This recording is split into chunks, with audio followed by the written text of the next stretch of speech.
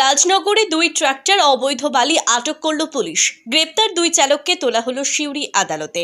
Police সূত্রে জানা গিয়েছে, রাজনগর থানার অন্তর্গত ঈদগাছা গ্রাম সংলগ্ন খয়রাশোল রাজনগর রাস্তায় অবৈধ বালি ভর্তি দুটি ট্রাক্টর খয়রাশোল দিক থেকে রাজনগরের দিকে আসার সময় রাজনগর থানার পুলিশ ওই দুটি ট্রাক্টরকে আটক করে এবং ওই দুটি ট্রাক্টরের দুই চালককে আটক করে রাজনগর থানার পুলিশ।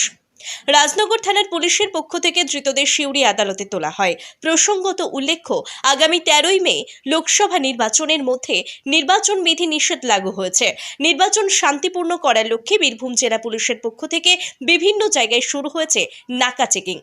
জেলা পুলিশের নির্দেশে রাজনগর থানার অন্তর্গত বিভিন্ন মোড়ে এবং ঝাড়খণ্ড সীমান্তবর্তী এলাকাগুলিতে নাকা চেকিং শুরু হয়েছে বলে জানিয়েছেন রাজনগর থানার ওসি দেবাশিস পণ্ডিত।